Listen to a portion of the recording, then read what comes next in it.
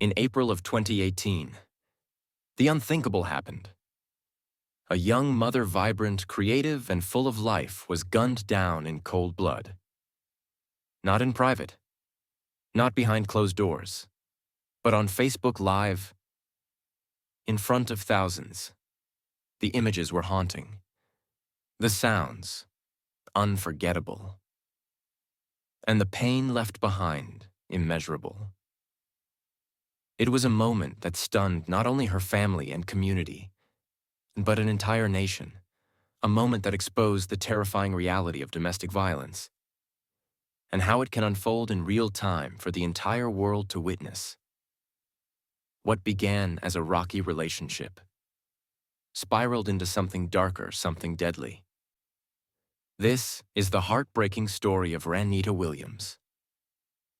Before we begin, please subscribe to our channel for more true crime stories, in-depth investigations, and updates that raise awareness about domestic abuse and the lives forever changed by it. By 2018, Facebook Live had become a part of daily life for millions of people, a space to share milestones, celebrations, and even everyday moments. But it had also become something more disturbing. A platform where violence could be streamed, and tragedies could unfold in real time. There had been fights, accidents, even shootings. But the murder of Rannita Williams felt different. This wasn't random.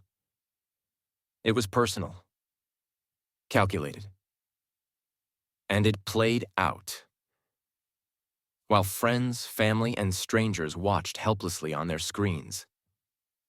It wasn't just a crime, it was a digital execution. Before we get to that moment, we have to understand who Rannita was and how her life intersected with the man who would eventually take it. Rannita Nunu Williams was more than just a name in a headline. She was a daughter, a sister, a loyal friend, and most importantly, a devoted mother to 3 beautiful children. She was just 27 years old, with a radiant smile and an eye for design. Her friends described her as outgoing and creative. She had a deep love for fashion and a passion for home decor. She even started her own small decorating business, turning her creativity into a way to support her family. She was working hard, chasing dreams, and doing everything she could to create a stable, loving environment for her kids. Rannita lived with her mother, Anita Williams, and her younger brother in Shreveport, Louisiana. They were close. A tight-knit family who supported each other through life's ups and downs. But behind her smile, behind the Instagram posts and live streams, there was another part of her life, one filled with fear, tension, and emotional scars. Rannita had been in an on-again, off-again relationship with a man named Jonathan Tremaine Robinson. At first, he may have seemed charming, even protective, but that protectiveness quickly turned into possessiveness, and eventually, aggression. Their relationship was unstable and increasingly toxic. Even after they broke up, Robinson refused to let go.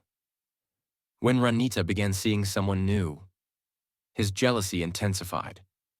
He started stalking her, popping up uninvited, sending threats, trying to control her, even from a distance. In one especially frightening incident, he showed up at a nightclub and violently grabbed her by the neck. It was clear. He was willing to escalate things. Despite all this, Rannita tried to keep living her life. She wanted peace, not conflict. She focused on her kids, family, her business. But Robinson wasn't done. On the morning of April 12th, 2018, Jonathan Robinson arrived at Rannita's home. He wasn't just angry, he was armed and out of control. Inside the home were Rannita, her mother, and her younger brother. He forced his way in. He was holding a semi-automatic rifle. He then demanded something chilling that Rannita go live on Facebook and publicly apologized to his current girlfriend, Sharika, with a gun pointed at her.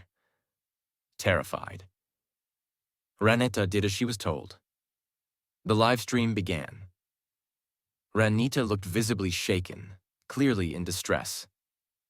In the background, you could hear Robinson pacing, shouting things like, "Everybody wanna be famous. I'm gonna make you famous." The tension was unbearable. Then gunshots. On the live stream, multiple gunshots ring out.